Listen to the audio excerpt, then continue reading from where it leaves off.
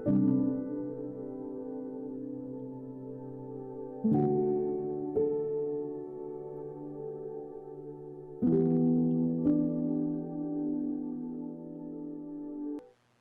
morning. Good morning po sa bawat isa. Welcome to our bread and breakfast on our morning devotion.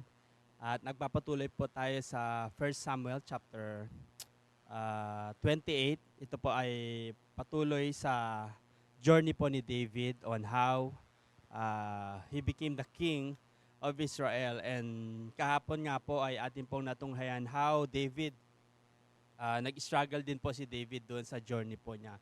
Hindi po ganun kadali ang mga naranasan po niya. That's why he also experienced yung spiritual declining ni David sa kanyang buhay. So here in chapter 28, we will come to see the story of, this is a story of Saul. Makikita natin dito na si Saul ay nasa bingit ng trouble. He is in times of trouble na siya po ay nangangailangan po ng tulong. So we will come to see how the Lord responds doon po sa situation po ni Saul. But before we start, let us first pray. Father, we thank you for your word. Thank you for this opportunity, Panginoon, na ipinagkaloob mo po sa amin for us to be able to understand your word, Panginoon, sa araw nito. Father, we just pray that may you open our hearts, our ears, our eyes, O God, that we could really chew and nourish your word, Panginoon, for our spiritual growth. Father, we pray that may you expand our capacity, Panginoon, na amin pong maunawa ang husto, Panginoon, ang iyong salita. At amin maisagawa sa aming mga buhay, Panginoon. Lord, we thank you. Ito po ang aming samandalangin sa pangalan ni Jesus. Amen and amen. So, chapter 28, binigyan ko po ng title, itong chapter natin sa araw na ito, In Times of Trouble, Seek God Alone. So in times of trouble, seek God alone. In verse 1 to 2, we can see here how David, yung kalagayan po ni David, and we can see that in the past chapters, in chapter 27, David has a spiritual decline na makita po natin doon si David ay he seeks refuge with the enemy doon sa kaaway po, and he asks for a city called Ziklag.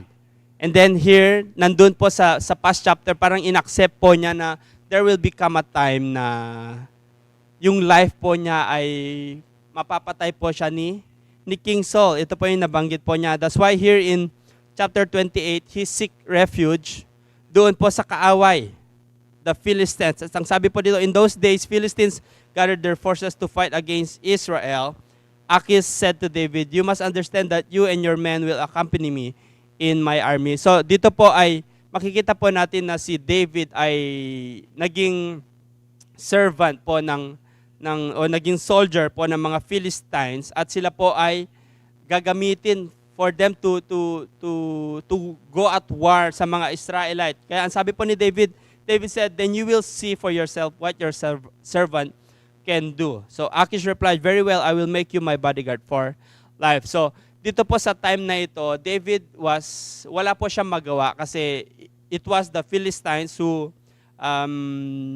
take them, na sila po yung naging refuge po nila in times of their trouble, na sila po yung naging kasangga po nila to protect, para lang po maprotektahan po ang kanyang buhay o ang buhay ng kanyang mga kasamahan sa kamay po ni Saul na hari po ng mga Israelite.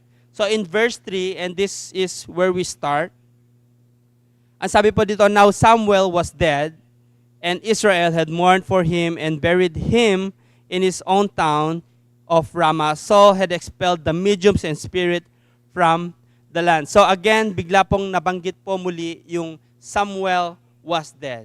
In the past chapters, it was already been told that Samuel was dead. Pero bakit nga ba inulit po dito sa chapter? And even Saul, nabanggit din, parang out of nowhere, binanggit din po yung Saul had expelled the mediums and spiritists from the land. So why? It is because dito po sa chapter na ito, makita po natin how did Saul seek God doon po sa time na siya po ay in troubles. Bakit in trouble? Ang sabi po dito, "The Philistines assembled and came to set up camp at Shunem." while Saul gathered all Israel to set up at Gilboa. So makikita po natin dito that the two parties, the two nations, the Philistines and the Israel are now gathering. Okay, gathering their troops, building their camps, and they are going to have a war. Magkakaroon po ng war. And you see here in verse 5, ang sabi po dito, when Saul saw the Philistines' army, he was afraid. He was terrified. Terror filled his heart. So makita natin dito na itong si Saul, the king of Israel, when he saw how vast the army of the Philistines is, ang sabi po dito, he was afraid. Takot po siya. And terror, sabi po dito, terror filled his heart. So nandun na sobrang takot po ni Saul doon sa mangyayaring gera, doon sa mangyayaring war. That's why ang sabi po dito, in verse 6, ano pong ginawa ni Saul? Right? Si Saul, hindi lamang po siya yung hari na talagang kasamaan na lamang lagi ang ginagawa po niya. Ang sabi po dito in verse 6, first thing that he does is that he inquired of the Lord. Nag-inquire po siya sa Panginoon. Siguro habang siya po ay natutulog, he asked God, Lord, what should I do? What should I do? At ano pong kailangan kong gawin? Sagupa po kami sa Philistines. Napakarami po nila, napaka-strong po ng army. So what shall we do, Lord? Pero ang sabi po dito, but the Lord did not answer him by dreams or Urim or prophets. Wala pong respond ang Panginoon, right? So, point number 1 is that we need to seek God in times of trouble. Seek God. Tama naman po yung ginawa po ni Saul, right? He seeks God.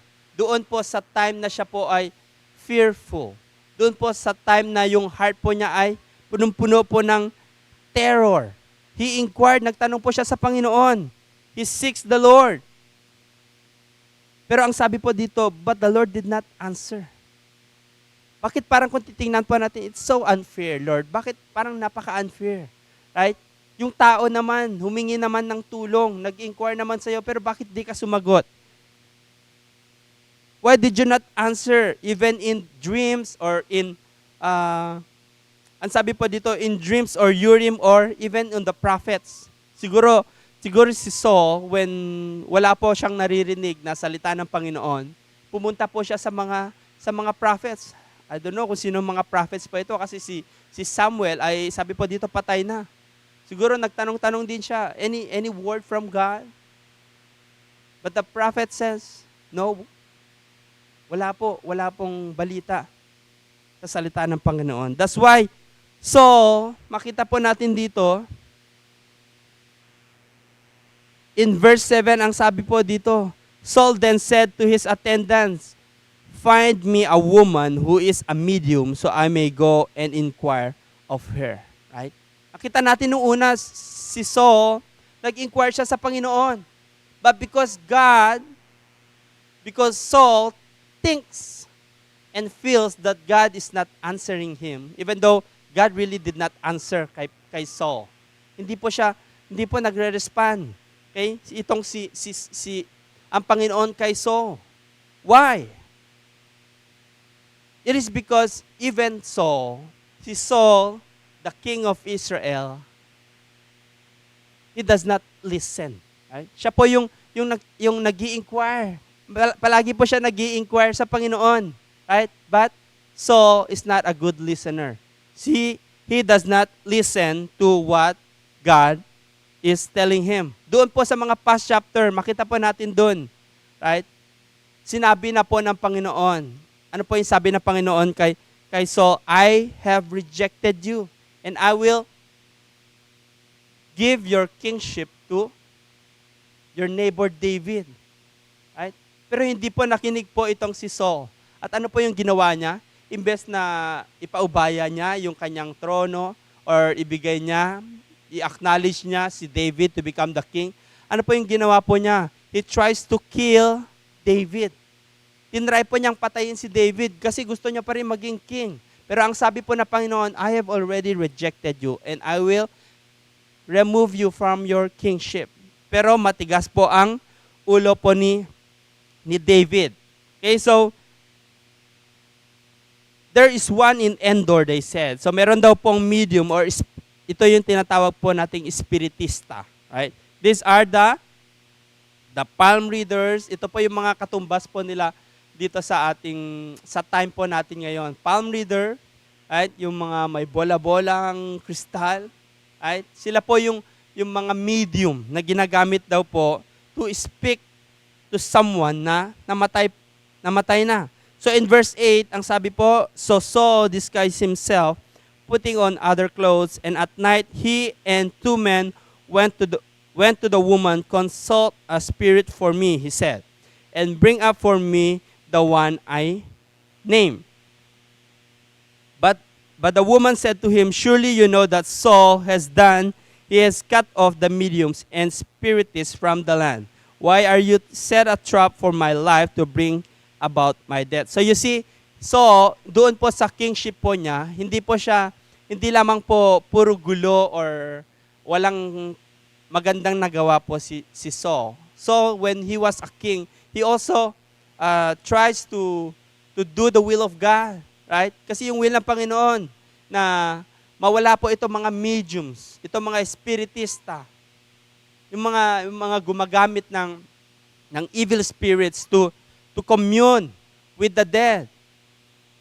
That's why ang sabi po nung babae, alam mo naman siguro yung pinagawa ni Saul, na tinanggal niya na lahat ng mga espiritista, all the mediums. Tinanggal niya na, kaya pag nakita niya tayo, ay siyang ikakapahamak ko. Parang ikakapahamak din po nung espiritista. Pero ang sabi po ni Saul swore to her by the Lord, as surely as the Lord lives, you will not be punished. Parang medyo magulo po itong si Saul. Right? Kasi yung time, bakit nga ba siya nandoon po napumunta po siya doon sa may espiritista or to the woman that is a medium?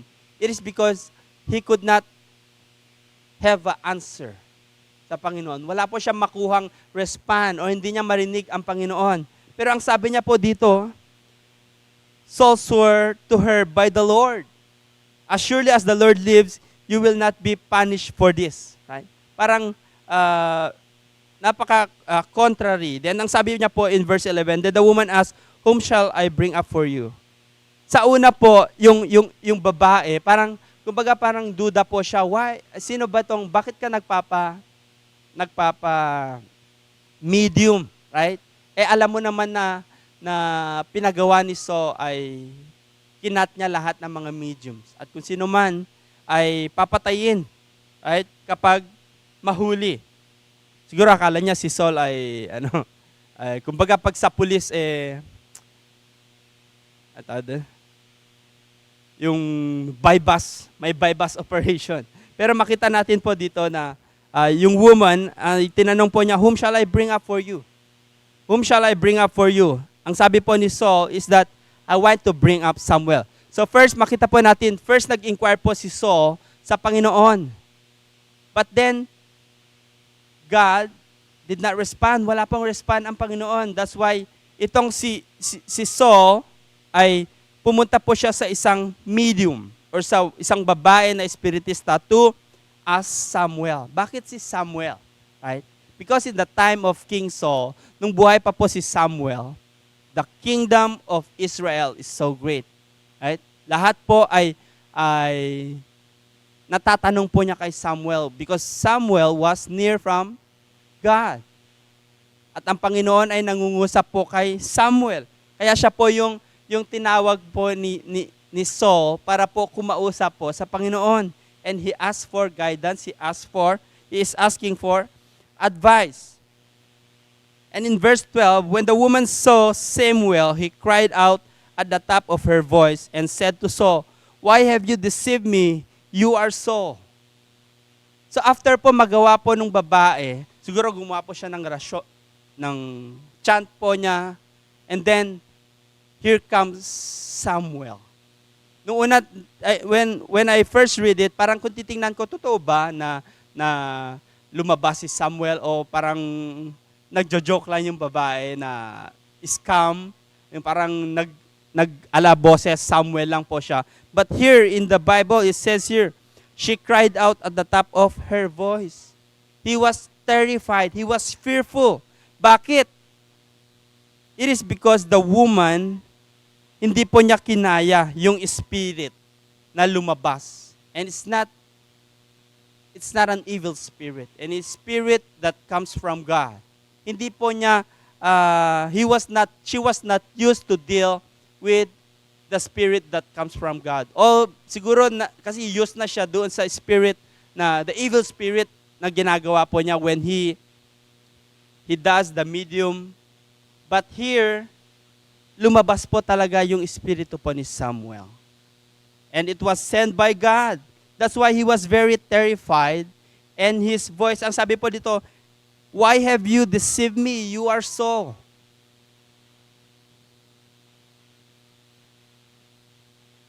So the king said to her, don't be afraid. What do you see? The woman said, I see a ghostly figure coming out of the earth. What does he look like? He asked. An old man wearing a robe is coming up, she said. So you see, Saul, after he does not get an answer from God, after he doesn't hear anything from the Lord, wala po siya nakuhang respond, he changed his mind and looked for a spiritista, medium, for others. Naghanap po siya ng ibang bagay na pwede niyang makausap po itong si Samuel para doon po sa kasagutan po sa kanyang tanong. Right? Hindi po siya nag-stay doon po sa pananalig niya po sa Panginoon. And then, but God allowed this. At makita po natin dito that God sent the spirit of Samuel. Kasi ang sabi po dito, then Saul knew it was Samuel, and he bowed down and prostrated himself with his face to the ground. So, in times of trouble, we need to seek God alone. Seek God alone. Bakit? Kasi kung titingnan po natin itong si Saul, nung time po na wala po siya makuha ang answer, nung time na wala pong respond ang Panginoon, he seeks others. Nag-seek po siya ng tulong sa iba. Ayaw mo na ang Panginoon, hindi naman siya nagre-respond. Kay Samuel na lang kasi matalino siya. He's a great advisor. Pero kung titingnan po natin dito, in verse 15, Samuel said to Saul, why have you disturbed me by bringing me up? So this is already really Samuel who is speaking. So kung titingnan po natin, hindi na po naging medium yung woman. But Samuel, he himself was talking to Saul. Nakikipag-usap na itong spirit kay Saul. Hindi na po ginamit yung medium or yung spiritista na babae. So kung makikita po natin that God really allowed this and God sent the spirit of Samuel to speak to Saul. As sabi po ni Saul, I am in great distress. Saul said, the Philistines are fighting against me, and God has departed from me. He no longer answers me either the prophets or by dreams, so I have called on you to tell me what to do. Right? Siguro marami po din po sa atin ay we also feel the same way like Saul. Minsan ganito din po tayo, hindi po natin feeling po natin wala pong kasagutan doon po sa mga tanong po natin sa Panginoon. Sometimes we ask God, Lord, what should I do? O Lord, should I do this? Pero wala po tayong narinig. And in some way, sa buhay po natin, we felt like, Lord, nandiyan ka ba? Or we felt like parang ang Panginoon ay nag-depart na po sa atin. Wala pong kasagutan. God does not answer our questions, our prayers. And we felt like this, like Saul. That's why we go to other things, like mediums. Right? Sa atin naman, pag tayo po ay taghirap, Lord, help me. Hirap na po kami, wala na po kaming makain. Right? Nauubos na po yung sahod po namin. Pero nung wala pong parang walang kasagutan sa Panginoon, saan po tayo lumapit? Pumunta po tayo sa 5-6 sa Bombay. Nang utang po tayo. Right? Pumunta po tayo sa kaibigan po natin. And we are like Saul, na feeling po natin na Panginoon ay umalis na po sa atin. God has departed from us. But here, Saul, hindi lamang po talaga feeling po ni Saul itong pag-depart ng Panginoon po sa kanya. Because in the past chapter, sabi po ng Panginoon, I have rejected you. And many times, sabi po dun, the Spirit of God departed Saul. That's why Saul, actually, ang ginagawa po ni Saul po dito is that he doesn't really want answers. Hindi talaga siya aantay ng kasagutan. He doesn't want answers, but what he wants is assurance. Okay? Assurance po yung gusto po ni Saul. Kasi in verse 16, ang sabi po dito, Samuel said, "Why do you consult me? Now that the Lord has departed from you and become your enemy." Ba't ka nagko-consult sa akin? Isa kang hari, right? And you are going to war. So tatanungin mo kung anong gagawin mo. Of course, you need to go to war. Pero ang gusto po ni Saul is assurance. Ito po talaga yung gusto niyang malaman. Mananalo ba kami pag makikipaglaban po kami? Are we gonna win this battle? So Saul, makita natin dito, sabi ni Samuel, "The Lord has done what He predicted through me. The Lord has torn the kingdom out of your hands and given it to one of your neighbors, to David. Because you did not obey the Lord or carry out His fierce wrath against the Amalekite, the Lord has done this to you today." So you see na it's not actually God does not answer or God does not speak to Saul. Hindi po talaga, feeling lang po talaga ni Saul na ang Panginoon hindi po nangusap sa kanya because in the very beginning, God already spoke to him. Ang sabi po ng Panginoon, "I have rejected you because you disobeyed me." You disobeyed yung pinapagawa po ng Panginoon na lipulin niya ang mga Amalekites. And you disobeyed the Lord. That's why ang sabi po ng Panginoon, "I will torn the kingdom and give your hands and given it to your neighbor, to David." Narinig na po ni Saul itong salita ng Panginoon, but Saul never listened. Hindi po siya nag-listen. Pero ano po yung ginawa po niya? Hinanting niya po si David. Why? To kill David para hindi po maibigay yung kingship po niya kay David. So you see, ano po yung naging issue po ni Saul? Dito, we can see that Saul has a selective hearing. Right? Nakakarinig naman po si Saul nangungusap din naman po ang Panginoon. But the problem is, Saul has a selective hearing. Sineselect niya lamang po yung gusto po niyang marinig. All he wants is kung ano po yung nais niyang mapangyari. Ito po lamang yung gusto niyang marinig sa Panginoon. Right? Parehas po sa atin. Minsan meron din po tayong ganitong uri ng pakikinig.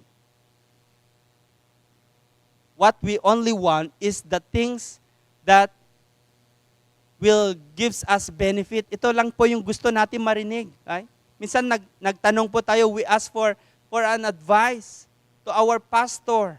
Right? Minsan di pa nga tayo na humingi ng advice Pero in-advisean po tayo ng pastor. But because ayaw po natin yung advice po sa atin, we do not listen. And we disobey. Hindi po tayo nakikinig. Ano po yung sabihin ng pastor po sa atin? Bakit? Kasi ayaw po natin. Hindi, sa tingin po natin, hindi maganda po sa atin. Parang negative po sa atin. But, minsan ganito po ang Panginoon, mangusap po sa atin. Right? Sometimes, sabi nga sa Bible, the truth hurts. But it set us free. Pero tayo po na nakikinig, hindi po tayo ayaw po natin yung mga bagay na ito. Ang gusto lamang po natin ay yung mga bagay na masarap pakinggan. Right? Yung nagbuboost po sa atin. Ayaw po natin ang tawag dito, yung sinasabihan po tayo or they correct, right? We don't want to be corrected. Gusto lamang po natin, everything is appreciation. That's why, when someone correct us, we do not listen. We close our ears. And same with Saul. Si Saul, hindi totoong hindi nangusap ang Panginoon po sa kanya because God already spoke to him. Pero ayaw po niya yung sinabi po ng Panginoon. That's why, nagbingi-bingihan po siya. And he is still asking, Lord, mananalo ba kami? Tinatanong niya po si Samuel, mananalo ba kami dito sa gera? Pero ang sabi po ng Panginoon, I have rejected you as a king. But still, pilit pa rin pong nagtatanong itong si Saul. He's not asking for answers, but he is asking for assurance doon po sa battle po nila. He has a selective hearing. And in verse 20, ang sabi po dito, in verse 19, because Saul does not really listen sa Panginoon. He disobeyed God. And many times, Saul really disobeyed God. In the past chapters, paulit-ulit po na si Saul, kumikilos po siya sa kanyang sariling gawa. That's why in verse 19, ang sabi po dito, the Lord will deliver both Israel and you into the hands of the Philistines. And tomorrow, you and your sons will be with me. The Lord will also give the army of Israel into the hands of the Philistines. So ito na po yung tinatanong po niya, mananalo ba kami? But Samuel answered, you will lose. You and your sons will be with me. Saan po ba si Samuel? Patay na po si Samuel. That's why sinasabi niya po dito that even Saul and his sons will also die. So malapit na po tayo doon sa end time po ni Saul. Right? Because of the disobedience of Saul, because he is not good at listening. Ito po yung nagpahamak po kay Saul. Because he seek others. Hindi po siya attentively listening sa Panginoon. Nangusap na po ang Panginoon sa kanya noon pa. Bago pa po mangyari ang lahat na ito, bago pa po siya mag-consult sa medium, bago pa po niya hinant itong si David, God already spoke to him. But he did not listen. Hindi po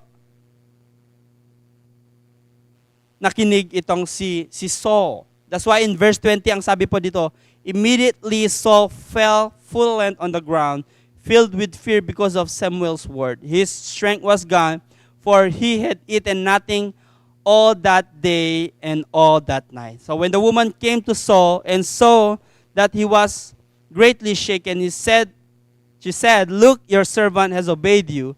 I took my life in my hands and did what you told me to do. Now please listen to your servant and let me give you some food so you may eat and have strength to go on your way. So in the very last verses of this chapter 28, makita po natin dito that Saul, siya po ay hinang-hinana after he heard the words of Samuel, the words of God, hinang-hinana po siya. He doesn't want to eat. But later on, siya po ay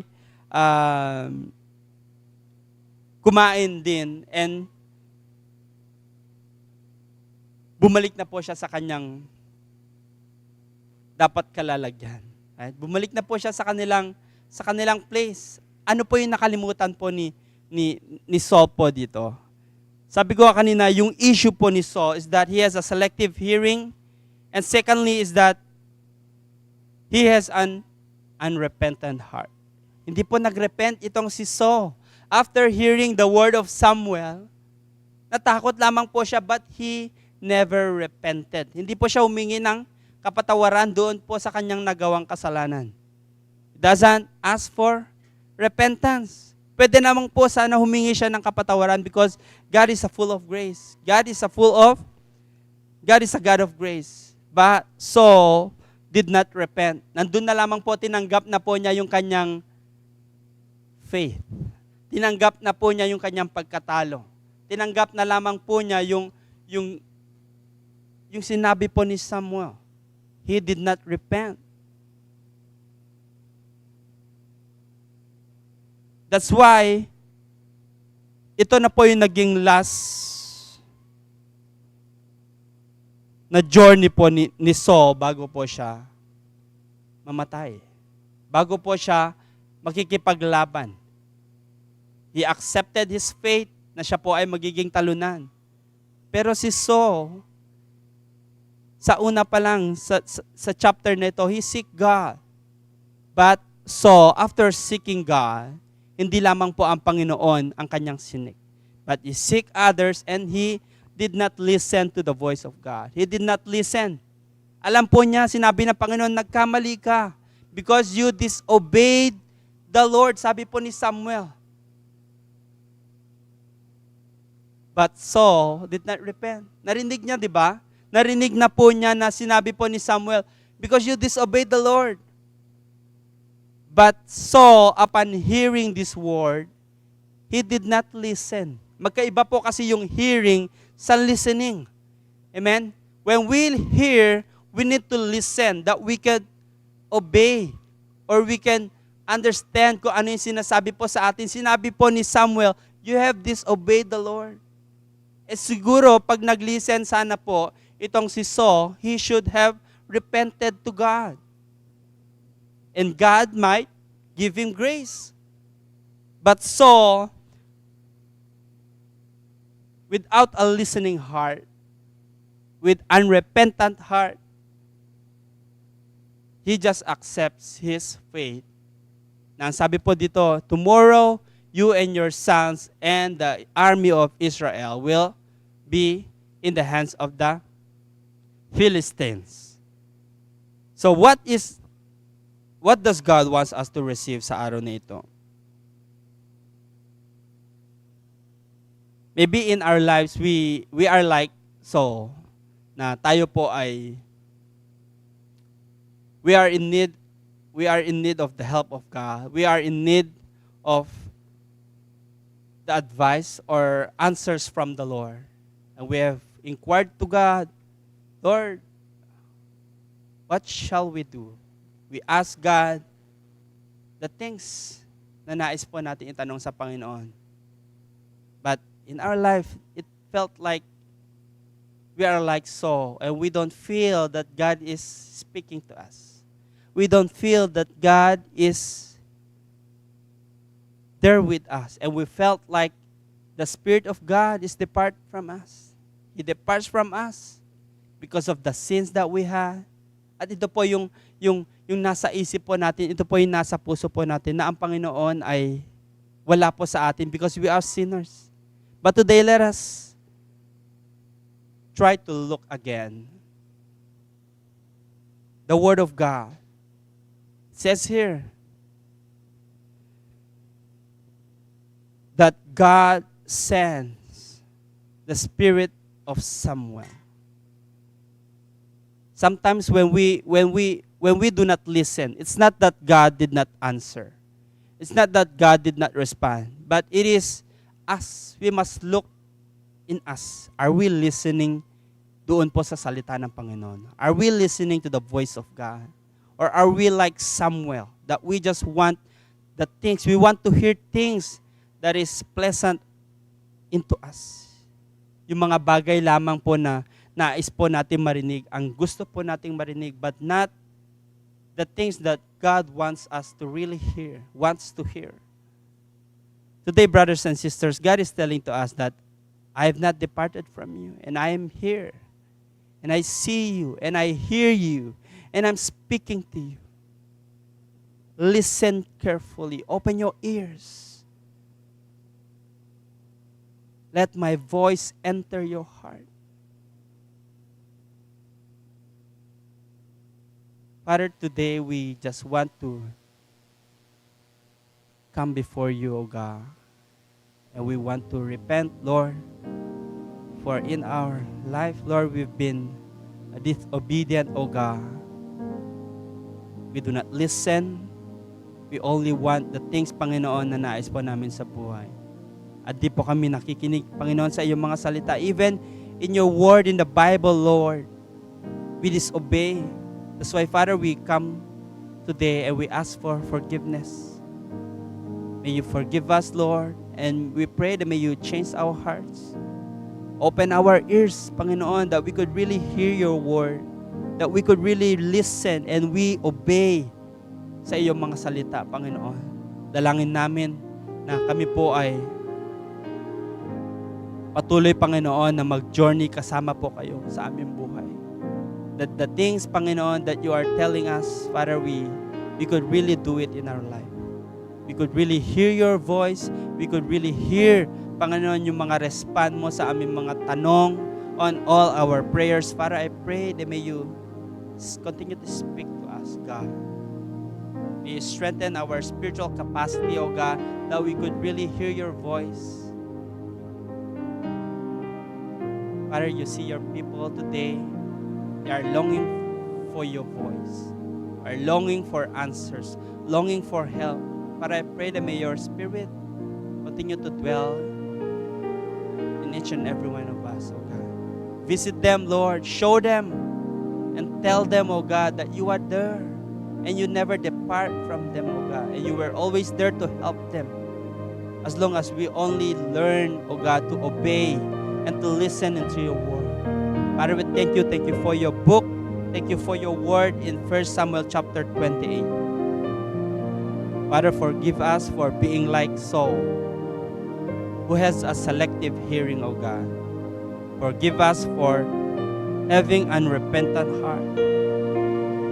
Forgive us, Lord, for not being faithful unto you, that we seek the help of others, the mediums, O God.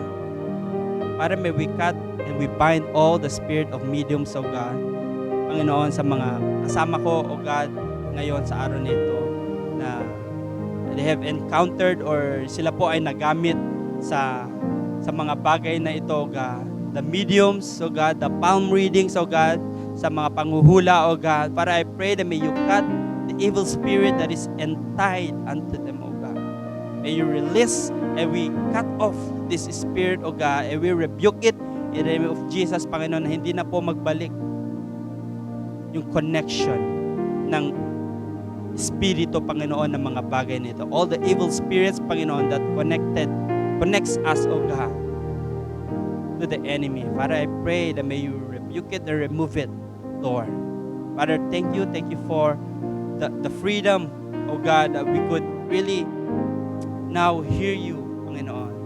You have cleared our ears, our eyes, Panginoon, that we could really see your word. And Father, I pray that may we have this heart to really enjoy reading your word, to really enjoy knowing you and connecting with you, Panginoon, in your word, through your Bible, in every morning devotion, Panginoon, na meron po kami. Father, I pray that may you strengthen us, fill us every day with your Holy Spirit, God, that we be able, Panginoon, to really have this victory, even in times of trouble, Panginoon, as we continue to seek you alone. Father, we know that we are in good hands, that you are in control, that we will have the victory.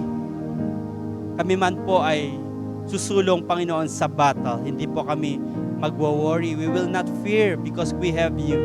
As we seek you alone, Panginoon, sa aming buhay, Lord, we have the faith and we have the strength and the courage to really fight a good fight of faith, Panginoon. Father, we thank you at itinataas po namin ang aming mga buhay sa inyo. Kayo na pong bahala, Panginoon, na kumilos at mag-guide po sa amin sa lahat po ng aming mga gagawin. Maging sa aking mga kapatid, Lord, na nakikinig sa oras na ito. I pray that may you continue to bless them. Shower them, Panginoon, your spirit, and you strengthen them in every battle that they have. Father, we thank you, and we just want to bring back all the praises and all the glory into your name. This all we pray in Jesus' mighty name. Amen and amen. So yun lamang po, mga kapatid. special announcement in August 27 po will be our 9th anniversary, and we invite you all to come and join us here in the church as we celebrate the 9 years of goodness ng Panginoon po sa life po ng 601 Manila. So we encourage you to come and join us. Samahan niyo po, sama-sama po tayo mag-celebrate at magpuri sa Panginoon. So yun lamang po, kita-kits po ulit tayo next week on our bread and breakfast. God bless po sa bawat isa.